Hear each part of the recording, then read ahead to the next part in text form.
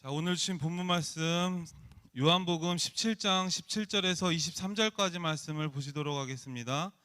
요한복음 17장 17절에서 23절까지 말씀. 제 성경은 신약성경 178페이지입니다. 요한복음 17장 17절에서 23절까지 말씀을 교독하기로 합니다. 제가 한 절, 여러분이 한 절, 마지막 23절은 같이 읽도록 하겠습니다. 제가 먼저 읽겠습니다. 그들을 진리로 거룩하게 하옵소서. 아버지의 말씀은 진리니이다.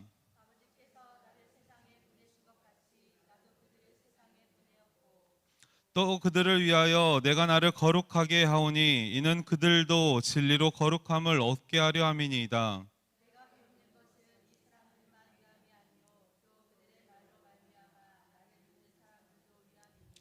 아버지여, 아버지께서 내 안에 내가 아버지 안에 있는 것 같이 그들도 다 하나가 되어 우리 안에 있게 하사 세상으로 아버지께서 나를 보내신 것을 믿게 하옵소서.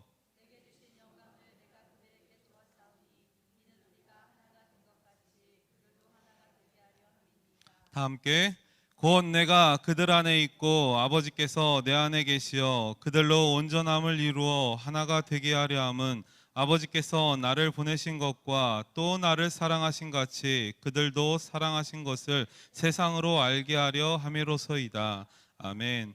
드려진 예물을 위해 기도하겠습니다. 사랑의 하나님 감사합니다. 믿음으로 드려지는 선교 예물 위에 주님 하나님 나라 확장될 수 있도록 은혜를 더하여 주시옵소서. 또한 믿음으로 10회를 드립니다. 귀한 하나님의 예물 저희 것이 아니오라 하나님의 것 하나님께로 돌려드릴 수 있는 믿음의 은혜를 더하여 주시옵소서. 또한 건축 예물로 드립니다. 나의 삶이 아니라 교회를 위한 건축으로 드리오니 하나님 나라 성전 건축할 수 있도록 믿음의 예물로 축복하여 주시옵소서. 또한 1000번째 예물로 드려집니다. 귀한 예물, 귀한 기도의 제목 붙들고 나아가며 하나님의 말씀에 응답이 있을 수 있도록 축복하여 주시옵소서.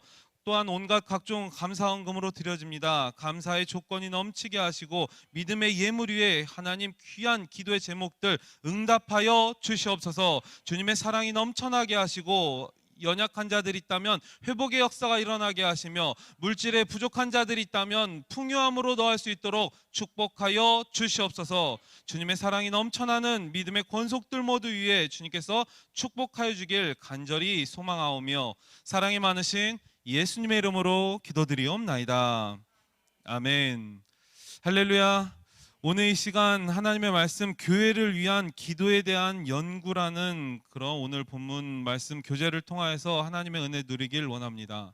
하나님께서는 저희들의 부흥을 원하고 계십니다. 교회의 성장과 부흥을 성취하기 위한 과제로서 5번째 날이기도 합니다. 저희들 하나님의 부흥을 위해서 저희들이 준비해야 될 게 무엇인가요? 담임 목사님과 교제를 통하여서 알게 되었던 것처럼 저희들의 믿음의 성장과 영적인 부흥과 영적인 성장 또한 믿음의 성도들과 함께 기도할 수 있는 저희들 되길 원합니다. 오늘 말씀을 통하여서 교회를 위하여 성도가 교인이 교회를 위해서 할 수 있는 것이 무엇일까? 오늘 본문의 말씀 가운데 왼쪽에 질문들은 문제들은 집에 가서 한번 풀어보시길 바랍니다. 여기 문제를 바라볼 때 몇 점이 점수가 나오는지 한번 본인 스스로 한번 채점을 해보시길 바랍니다. 나의 교회를 사랑하는 점수는 몇 점인가? 저희들 이 왼쪽의 문제들은 꼭 본문 말씀을 통하여서 질문 집에서 풀어보시길 바랍니다.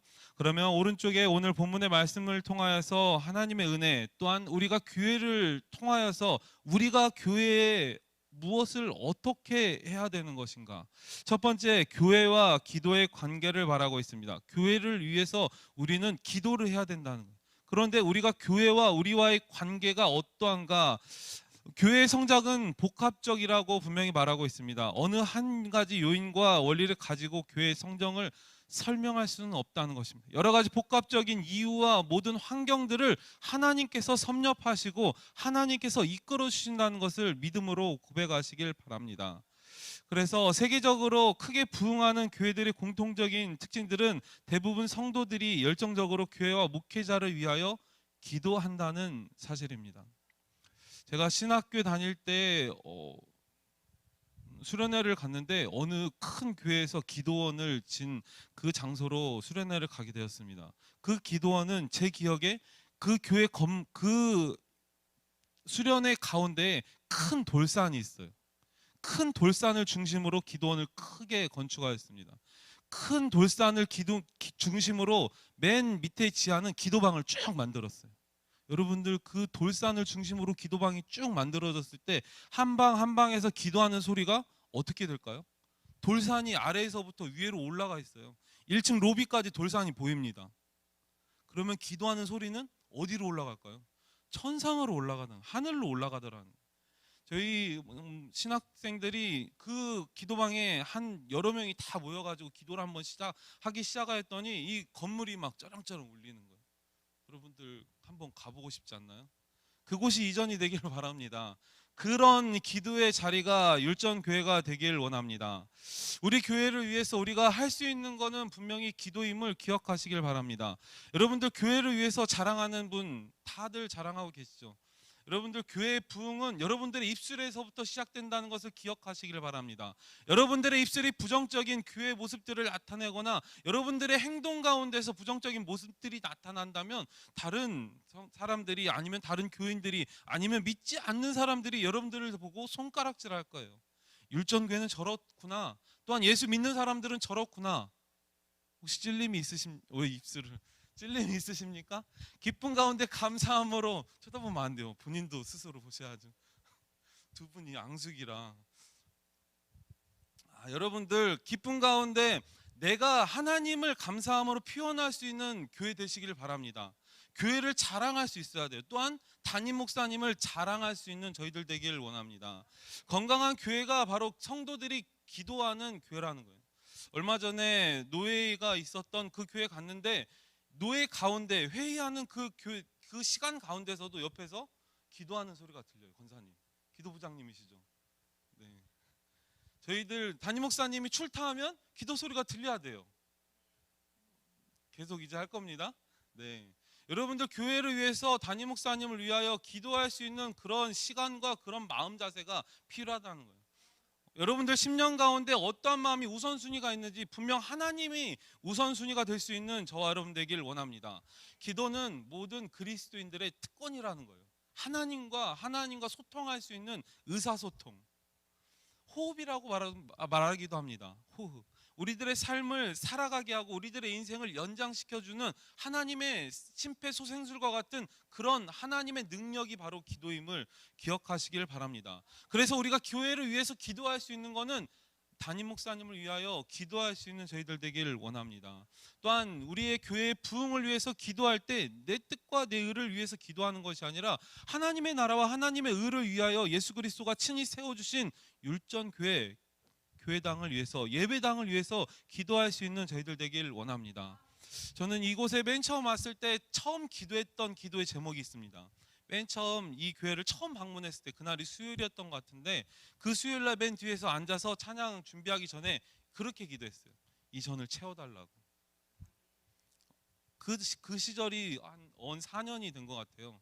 제가 기도했던 그 모습 가운데에서 주일 예배는 제가 보지는 못하였지만 주일 예배 가운데 가득 채워지는 하나님의 은혜의 역사가 이 제단 가운데 함께하길 원합니다. 그래야 해서 이 교회가 부흥할 수 있는 그 이유가 바로 여러분들의 기도라고 스스로 자문자답할 수 있는 저와 여러분 되길 원합니다. 어디에 가서든지 어느 누구에게 말하든지 우리 율전교회 성도님들의 기도로 교회가 부흥하였고 우리 율전교회 교사들로 통하여서 교육 부서들이 부흥하였다는 그런 입술의 간증들이 넘쳐나시길 바랍니다. 그래서 교회와 목회자를 위한 중보기도는 성도들의 가장 큰 헌신이기도 합니다. 첫 번째가 되기도 하고 가장 큰 헌신이기도 하고 가장 수고롭게 드려야 되는 시간임을 기억하시길 바랍니다. 여러분들 시간의 11조로 혹시 들어보셨나요? 시간의 11조. 예배의 시간을 말씀드리는 겁니다. 내 귀한 시간 가운데 하루 24시간 가운데서 내가 하나님께 예배를 드리고자 하는 내 헌신과 마음과 시간과 환경을 드리고자 하는 그 시간이 바로 시간의 11조로 예배의 말씀에 예배 시간을 내 시간을 드리는 게 바로 시간의 11조라는 것입니다. 10의 2는 무엇인지 아십니까? 오늘 본문에서 말하고 있는 교회를 위해서, 담임 목사님을 위하여 기도할 수 있는 기도의 시간이 되시길 바랍니다. 어느 장로님이 담임 목사님에게 11조를 우리 율전교회에 보내겠다고 말씀을 하셨다고 해요. 그래서 담임 목사님 혼냈다고 하죠. 아니, 그쪽 교회, 섬기는 교회 하라고 막 혼냈다고요. 제가 혼내는 거는 잘 안 돼가지고 담임 목사님이 이렇게 표현을 못 하겠는데, 담임 목사님이 그 집사님을 통해서 막 혼냈다고, 호되게 혼냈다고 해요. 본 교회에, 다니는 교회에 11조를 하라, 그리고 10의 2를 우리 교회에 하라. 근데 답이 없대요.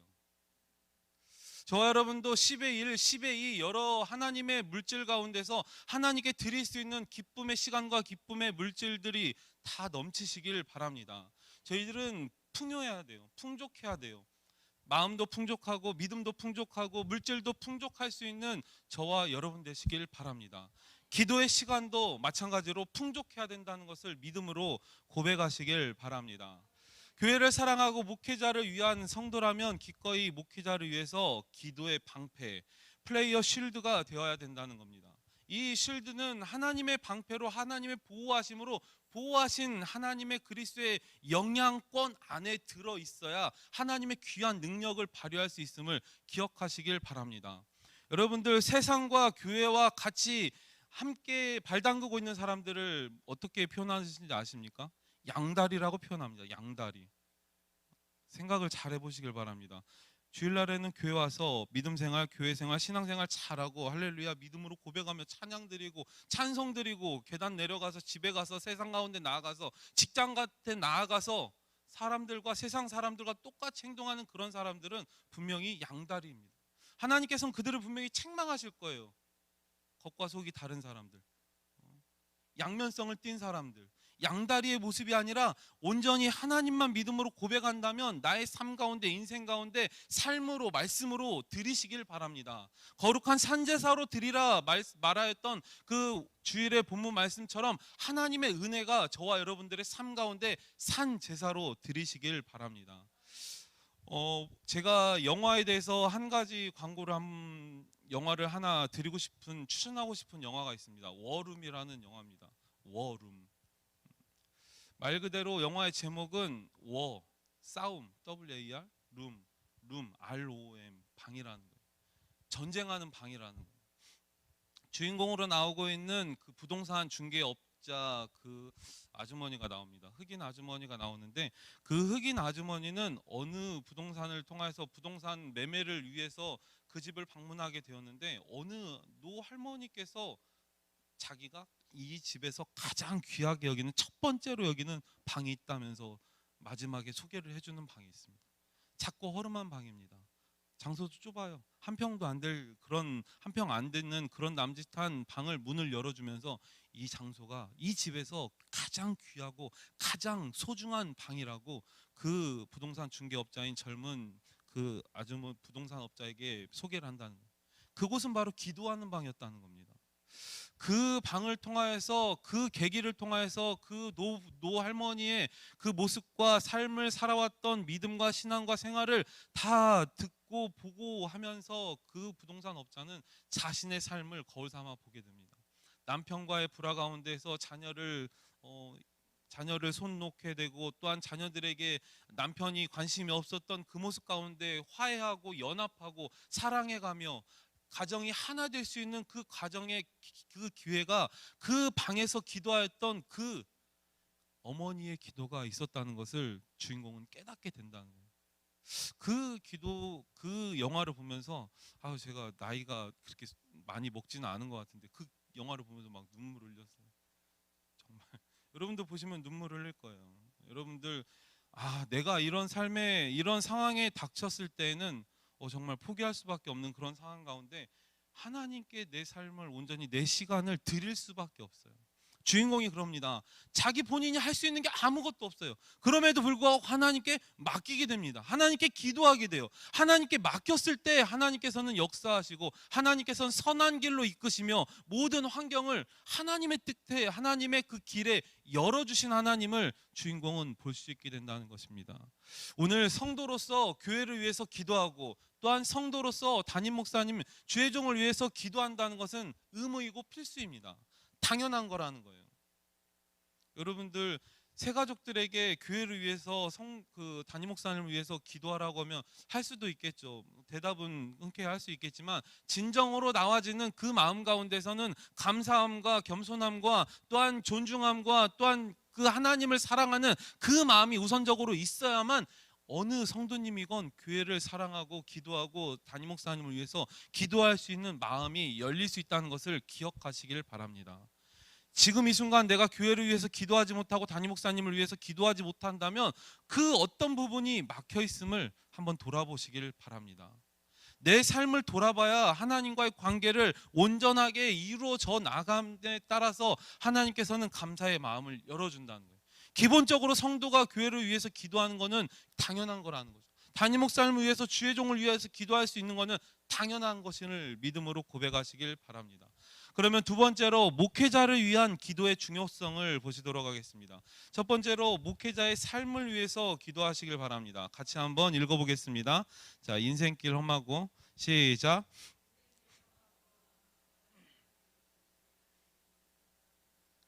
인생을 살다 보면 누구나 절망과 좌절의 벽을 만날 때가 있습니다. 이런 사람들을 위로하고 그 문제를 해결해 주도록 하나님께서는 일꾼들을 세우셨습니다.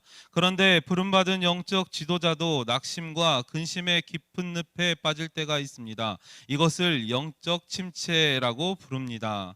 그 밑에 한번 읽어보고 실제로 시작. 실제로 미국 스카이라인 교회 담임 목사인 존 맥스웰 목사님이 1년 동안 다른 목회자들로부터 받은 편지 가운데 약 1,000통이 용기를 잃어버렸거나 사역을 그만둘 계획을 하고 있는 목회자들이 쓴 좌절의 편지라고 합니다. 주님을 향한 소명감과 책임감으로 무장된 목회자들도 사역을 감당하다 보면 영적으로, 정신적으로, 육체적으로 지치는 경우가 생기기 마련입니다. 이때 사탄은 이들을 시험에 빠뜨려 넘어지게 하려고 온갖 방법을 동원하게 됩니다. 목회자의 삶이 이렇게 평탄하고 순탄하지 않다는 것을 염두하시고 같이 기도해 주시길 바랍니다. 하나님께서는 이 오늘 첫 줄에 인생길 험하고 마음, 혹시 이 찬양 아십니까? 네, 옛날 찬양이긴 한데 조용규 목사님이 작곡 작사했던 그런 찬양입니다. 그 찬양 가운데서 인생을 살다 보면 누구나 좌절과 절망의 벽을 바라볼 수밖에 없게 됩니다. 그런데 그 삶 가운데서 그런 사람들을 위로하고 그 문제를 해결해 주도록 하나님은 그 해결자들을 도와주신다는 거죠. 일꾼들을 세우셔서 하나님의 사람으로서 그들을 세워나가는 하나님의 귀한 일들을 하는 그런 주의 종을 위해서 저희들 기도해 주시길 바랍니다. 그런데 이렇게 부름받은 주의 종들 가운데서도 넘어지고 쓰러지고 힘들 때가 있다는 것입니다. 그것을 바로 영적 침체, 스피리추얼 디프레션이라고 말하는데, 이 영적 침체 가운데서도 그들의 삶을 우리가 다 알 수는 없지만 담임 목사님의 삶을 우린 다 아는 것 같아요. 뭐 사고나 무슨 일이 있거나, 특히 저희들이 여름에 그 옷 같은 것도 좀 잘 좀 입고 나오시라고 해도 잠옷 같은 거 입고 나오시고 그러는데, 담임 목사님의 모든 형편을 담임 목사님께서는 개방하기를 원하십니다. 왜요? 아까 말씀드렸죠. 양다리의 모습이 아니라, 겉과 속이 다른 모습이 아니라 정말 진실되고 정말 겉과 속이 같은 하나님의 신실한 종임을 여러분들과 소통하기를 원하시는 거예요. 담임 목사님의 의중은. 그래서 여러분들에게 감추고 그런 모습이 없게 하려는 그런 마음이 있음을 기억하시길 바랍니다. 그래서 오늘 이 목회자의 삶 가운데 영적 침체에 나오는데, 미국에 있는 스카이라인 웨슬리안 교회의 담임 목사님 존 맥스웰 목사님이 나옵니다. 혹시 존 맥스웰 목사님을 아시는 분이 계시나요? 몰라요? 몰라요. 존 맥스웰 목사님이 지은 책이 여러 가지가 있습니다. 제목을 몰라요? 존 맥스웰 목사님이 쓰신 책 가운데서는 리더십에 대해서 굉장히 많이 썼어요. 목회 일정이랑 신학의 부분들도 저자였긴 하지만 이 리더십에 관해서 많이 쓰여져 있다는 거예요. 그 한 가지 책 가운데서 꿈이 나에게 묻는 10가지 질문이라는 책이 유명하기도 합니다. 인터넷에 쳐보면 바로 나와요. 존 맥스웰 목사님께서는 웨슬리안 교회 담임 목사님이었었던 담임 목회를 하였던 그런 목사님이기도 합니다. 그 목사님께서 그 책 가운데에서 이 10가지 질문을 합니다. 무엇에 대해서? 꿈에 대해서. 첫 번째 질문은 무엇일까요? 소유권에 대한 질문입니다. 내 꿈은 정말로 나의 것인가? 소유, 내 소유의 꿈인가? 두 번째로는 명료성에 대한 질문을 합니다. 명료한 거, 내 꿈을 분명하게 내가 보고 있는가? 자, 세 번째로는 현실성에 대한 질문, 내 꿈을 이루는데 내 통제권 안에 요소들이 존재하고 있는가? 내가 현실적으로 이룰 수 있는 현실에 대해서 물어보고 있습니다. 이렇게 해서 열정, 진로, 사람, 대가, 끈기, 성취, 마지막으로 의미에 대한 질문을 10가지에 대해서 스스로 해보라는 겁니다. 어떠한 기준으로 어떤 방법으로 하게 될까요? 결국 말씀으로 조명하여서 질문해 보시길 바랍니다. 내 인생을 말씀 가운데 한번 거울 삼아 바라보시길 바랍니다. 그러면 내 인생, 하나님께서 나에게 주시고자 하는 하나님의 사명, 또한 하나님의 소명이 무엇인지를 알고 믿음으로 발걸음 인도하고 나아가시길 바랍니다. 내 사명을 알고 나아갈 때 하나님께서 분명히 하나님의 사람으로 세워지길 원하는데, 내 꿈에 대해서 이끌고 나아가는 그 목회자들 도 마찬가지로 사람인지라 쓰러지고 넘어질 수 있다는 것입니다. 이 목사님에게, 이 책을 지었던 이 목사님에게 1년에 몇천 통이 왔던 그 편지 가운데서 1000통이 넘는 편지가 목회자들에게 온 편지라는 거예요. 그 내용들이 목사님 힘들어요. 너무 힘들어요. 어느 권사님이, 어느 집사님이 저를 힘들게 하네요. 저를 아프게 하네요. 떠났어요. 슬프게 하네요. 교회가 이런 아픔이 있습니다. 이런 슬픔이 있습니다. 어떻게 해야 될까요? 교회 문을 내려야 될 것 같아요. 어떻게 할까요? 이런 질문들과 이런 힘든 그런 내용들을 적어진 편지들을 그렇게 존 맥스웰 목사님은 받았다고 합니다. 그런 상황 가운데서 존 맥스웰 목사님은 이런 리더십에 관한 질문들과 그런 리더십에 관한 그런 이야기들을 표명하고 그분들에게 전해주고 알려줬다고 합니다. 어떻게 해요? 자기 본인 스스로를 말씀 가운데 잘 조명하여서 보게 하시고, 하나님의 영적으로 잘 성장하고 잘 쓰러지지 않도록 믿음으로 잘 세워나갈 수 있도록 본인 스스로 돌아볼 수 있는 믿음의 시간들을 갖게 하고, 또한 하나님께 기도하며 동역하며 중보하는 그 모습들을 그들에게 전달했다고 합니다. 그 많은 목사님들 가운데서 존 맥스웰 목사님의 그 권면과 사랑으로 다시금 접으려 했던, 멈추려 했던 목회 일정들을 시작했던 목사님들이 수없이 많았다고요. 회복되어진 목사님들이 굉장히 많았다고 합니다. 그럼 무엇을 말할까요? 하나님의 사랑으로 다가가는 거예요. 그들 가운데서 그들의 힘들고 어려운 그 부분들을 터치해주고 감성적으로 그의 마음을 알아주고 인정해줬을 때, 정말 힘들었겠네요. 목사님, 저도 그때 그랬습니다. 저도 그때 힘들었을 때 이렇게 한번 해봤습니다. 목사님도 같이 기도하면서 이렇게 한번 해보길 원합니다. 그렇게 권면하였던 그 존 맥스웰 목사님의 그 권면과 사랑과 공감에 대해서 많이금 세워지고 다시금 힘을 얻었던 그 목사님들을 존 맥스웰 목사님뿐만 아니라 밑에 같이 동역하던 목사님들 입에서 간증으로 나온 목사님 얘기라는 거예요. 1년 동안 그렇게 수없이 많은 힘들고 어려운 일을 들었다 할지라도 그들을 세우고자, 그들을 동역하고자, 그들을 위해서 기도하는 존 맥스웰 목사님이 있었다는 것을 기억하시길 바랍니다. 그렇다면 이 영적인 침체는 언제 오게 되는가? 오늘 예에 대해서 나와 있죠. 다윗 사무엘상에서 나오고, 동양의 욥 나오고, 엘리야 선지자. 왕상 19장 14절을 한번 볼까요? 왕상 14장 19절 가운데서 제가 한번 읽어드리도록 하겠습니다. 열왕기상 14장 19장 4절 가운데, 자기 자신은 광야로 들어가 하룻길쯤 가서 한 로뎀나무 아래에 앉아서 자기가 죽기를 원하여 이르되, 여호와여, 넉넉하오니 지금 내 생명을 거두시옵소서. 나는 내 조상들보다 낫지 못하나이다. 이 본문의 내용이 어떤 내용입니까? 18장 가운데서는 엘리야와 바알 선지자의 갈매살 대결이 나옵니다. 그 비를 내리게 하는 그 신앙과 하나님, 여호와 하나님과의 대결 가운데서 엘리야는 강하게 믿음으로 고백하며 승리하게 됩니다. 여호와가 19장 가운데서는, 오늘 19장 4절 가운데 예로 나와 있는 이 본문 가운데서는 마지막 절에 이렇게 말하고 있습니다. 지금 내 생명을 거두시옵소서. 나는 내 조상들보다 낫지 못하나이다 하고, 자신의 힘들고 상한 가운데서 주저앉고 있는 모습입니다. 자신의 힘든 상황 가운데서 내 생명을 걷어가려고 하나님께 애통하며 통곡하고 있습니다. 제가 어느 친구의 그 힘든 어려운 청소년 시기 가운데에서 이 생명을 끊으려 했던 약을 먹었던 그런 친구의 모습을 들은 적이 있습니다. 그 친구는 농약을 먹었던 적이 있었는데 그 농약을 먹었을 때 전화가 와서 굉장히 힘들다는 거예요.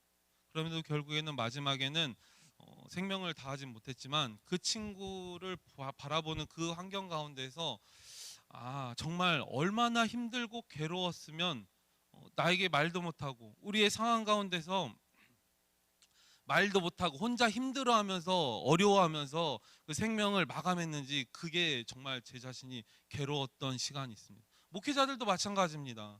목회자들도 목사님들 자리에 있을 때 얘기 나누고 이야기 나눌 때 힘들고 당연히 어려운 부분들이 있어요.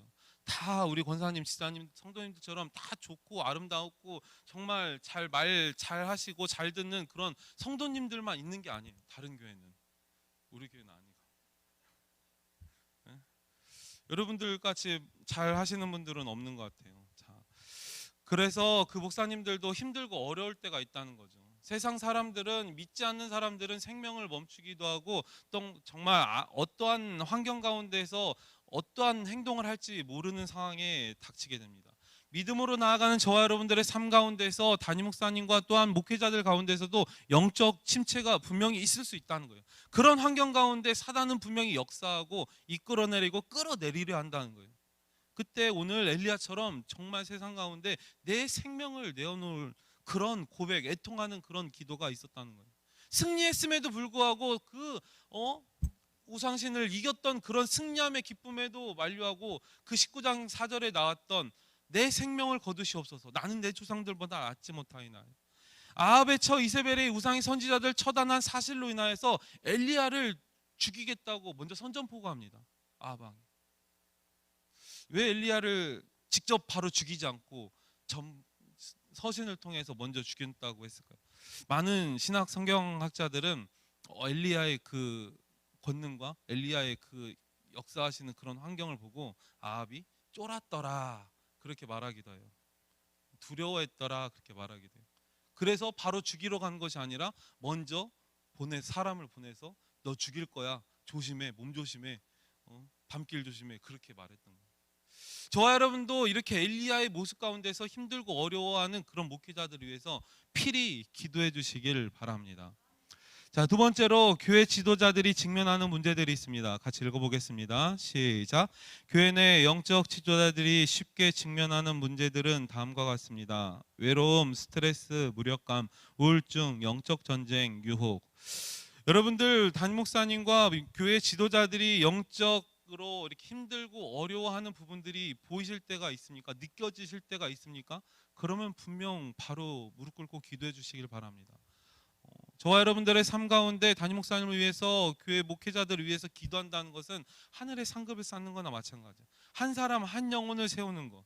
여러분들 잘 생각해 보시길 바랍니다. 말씀으로 양육하고 말씀 가운데서 지도하고 나아가는 그 영적 리더를 세워나가는데 내가 보탬이 되는 기도를 하고 있다는 거, 얼마나 귀하고 소중한 시간이고 하나님 보시기에 합당한 모습일 것 같습니까? 하나님 보시기에 귀하게 쓰임받는 저희들의 기도 되시길 바랍니다. 세 번째로 문제 해결의 열쇠, 같이 읽어보겠습니다. 시작. 교회의 지도자들은 이 모든 공격들을 물리치기 위한 해답을 어디서 얻을 수 있을까요? 그 해답은 무엇보다 성도들의 기도에 있습니다. 성도들은 영적 지도자들의 개인적인 필요를 위해, 가정의 필요를 위해, 영적인 필요를 위해 항상 기도하여 그들이 다시 새로운 힘과 용기를 얻을 수 있도록 해야 합니다. 영적인 능력을 회복하여 하나님의 나라를 왕성히 확장시켜 가도록 관심과 사랑으로 칭찬해 주는 일이 앞장서야 합니다. 아멘. 오늘 본문의 말씀을 보면서 이 내용들을 제가 읽어보면서 오늘 교회의 지도자들은 이 모든 공격들을 물리치기 위한 해답을 어디서 찾을 수 있을까요? 그 다음에 뭐라고 나왔습니까? 성도들의 기도에 있습니다. 그 가운데 저는 이 본문을 한번 삽입시켜 보길 원합니다. 말씀에서 찾을 수 있다는 거예요. 교회 지도자들은 이 모든 공격들을 물리치기 위한 해답을 어디서 찾을 수 있을까요? 그 해답은 무엇보다 말씀에서 찾을 수 있다는 것입니다. 여러분들, 카톨릭과 우리 개신교가 나눠지는 그 분기점을 아십니까? 시작점을 아십니까? 종교개혁이라는 크나큰 기독교 역사 가운데 큰 획을 그은 종교개혁이 있다는 거예요. 이 종교 개혁자인 마틴 루터에 의해서 종교 개혁이 시작되었습니다. 마틴 루터의 가장 핵심적인 본문은 로마서 1장 17절입니다. 복음에는 하나님의 의가 나타나서 믿음으로 믿음에 이르게 하나니 기록된 바 오직 의인은 믿음으로 말미암아 살리라 함과 같으리라. 자신이 배워온 말씀에 대해서 의문을 갖기 시작하는 거예요. 율법의 모든 말씀과 하나님의 그 말씀을 배우고 가르치고 내가 습득하였지만 이 본문 로마서의 말씀을 보면서 3장 가운데 3장 21절에서 28절 가운데 나타나 있던 이 믿음에 대해서 헷갈리기 시작하는 거예요. 이 가톨릭에서 지금 내가 배웠던 그런 율법의 모습들과 로마서 3장 28절은 이렇게 말하고 있습니다. 그러므로 사람이 의롭다 하심을 얻는 것은 율법의 행위에 있지 않고 믿음으로 되는 줄 우리가 인정하노라. 믿음으로 말미암아. 그래서 로마서 1장 17절을 바라보면서 회심의 모습으로 자신의 모습을 돌이키면서 이 마틴 루터는 말씀 가운데 다시금 달려나가고 있어요. 그래서 마틴 루터가 강하게 주장하였던 5가지 솔라가 있습니다. 이 5가지 솔라 가운데에서 종교 개혁 가운데 나타나고 있는 이 믿음, 솔라 피데라고 하는데, 이 솔라 피데를 강하게 주장하면서 믿음으로 말미암아 우리가 구원에 이를 수 있다는 것을 백성들에게 믿는 자들에게 알려야 돼요. 그럼에도 불구하고 가톨릭에서는 무엇을 보여주세요? 무엇을 발간하였느냐? 사진 좀 보여주세요. 짠. 안 나오나요? 여러분들 카톨릭 가운데에서는 보이십니까? 위에는 문서예요. 밑에는 동전과 같은 것을 매달아 놓은 거예요. 그 다음 장 넘겨주세요. 잘 안 보이죠? 이게 현재판입니다. 박물관에 지금 보관되어 있는데, 저게 바로 카톨릭에서 발간한 면죄부라는 문서입니다. 면죄부. 이 면죄부를 통하여서 카톨릭 신자들에게 팔아요. 이유는 무엇입니까? 저 면죄부를 사야 하는 이유는 연옥에 들어가는 너희 친척들과 죽은 사람들의 그 영혼들을 꺼내올 수 있다. 천국에 들어갈 수 있다. 가격은 얼마일까요? 저게 대략 6개월치 월급 정도가 되는 가격으로 판매를 했다고요. 계급에 따라서 많은 가격 차이도 있었다고요. 그 시대도 그렇나 봐요. 비싼 사람들에게 많은 세금을 많이 내듯이 부유한 사람들에게는 비싸게 면죄부를 팔았다고 합니다. 근데 이 면죄부를 팔고서 어떻게 해야 그 죽었던 사람들이 연옥에서 끄집어 나올 수 있을까요? 다음 사진 보여주세요. 이 면죄부 괴에 동전을 넣고 동전이 딸그락 떨어지는 소리에 그 영혼들이 끄집어 올 수 있다고 가르쳤다는 거예요. 가톨릭에서. 그런 가톨릭의 모습과 신앙에 이 루터가 이건 아닌데, 오늘 로마서 말씀을 보니까 믿음으로 구원에 이를 수 있다고 하는데 그들이 발간하고 있는 이 면죄부에 대해서는 절대 아니라는 것을 강하게 반박하면서 95개조 반박문을 성당 앞에다 딱 붙이는 거예요. 강력하게. 그래서 그때부터 시작된 종교의 전쟁이 바로 종교 개혁이라는, 바로 우리 개신교의 시작이 그때부터 시작되었다는 것을 명심하시길 바랍니다. 오직 우리는 믿음으로 구원받을 수 있다는 그 로마서의 말씀이 그 루터 가운데에서 마음의 회심을 일으켰다는 거예요. 저와 여러분들도 마찬가지입니다. 담임 목사님들의 모든 그 힘들고 어려운 환경 가운데서도 말씀으로, 믿음으로, 말씀으로 세울 수 있는 그런 담임 목사님 될 수 있도록 기도해 주시길 바랍니다. 말씀으로 세울 수 있고 말씀으로 다시금 우뚝 설 수 있는 그런 여러분들의 기도가 꼭 필요하다는 것을 명심해서 말씀드리고 싶은 겁니다.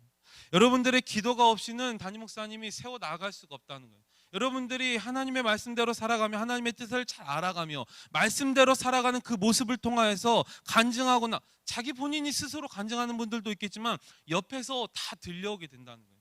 어느 권사님이 이런 일이 있을 때 승리하였더라. 어느 집사님이 이렇게 하였는데 정말 하나님의 뜻과 섭리 가운데 보호하시고 감찰하셨더라. 간증의 입술들이, 간증의 목소리들이 다 교회 안으로 흘러 들어오게 되는 거예요. 흘러. 하나님의 기쁨이 넘치는 그런 시간들과 그런 여러분들의 삶 가운데에서 하나님은 기뻐하신다는 거예요. 그 중에서 기뻐하는 그 조건의 환경 가운데서 오늘 본문 내용 가운데서 제목이 뭐였습니까? 교회와 지도자를 위해서 기도하시길 바랍니다.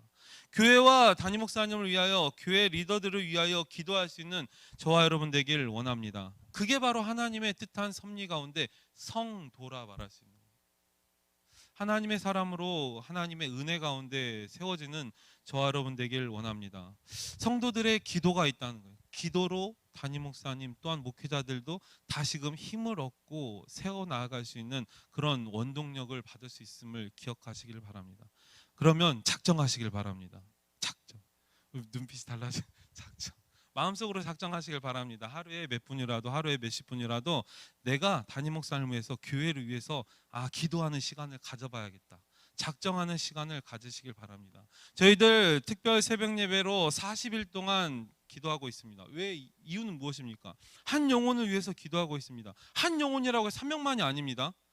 99마리의 양보다 한 영혼을 그토록 애타게 찾아 헤매다니시는 예수님의 그 마음을 따라서 한 영혼이라 말하는 거예요. 천하보다 귀한 그 한 영혼을 이전에 가득 채우시길 바랍니다. 내가 한 명 하면, 한 명 전도하면, 한 명 손잡고 오면 되는 거예요. 내가 손이 하나입니까? 2개예요. 2명 데리고 옵니다. 아시겠죠? 저와 여러분들의 삶 가운데 담임 목사님을 위하여, 교회를 위하여 기도할 때 작정하며 기도하시길 바랍니다. 하나님의 뜻과 섭리 가운데 하나님께서 이끌어하시는 교회 될 수 있도록, 부흥할 수 있는 교회 될 수 있도록, 또한 하나님의 은혜 가운데 담임 목사님 온전한 목회 일정, 영권, 인권, 물권 부어줄 수 있도록 함께 기도할 수 있는 저희들 되길 간절히 소망합니다. 기도하겠습니다.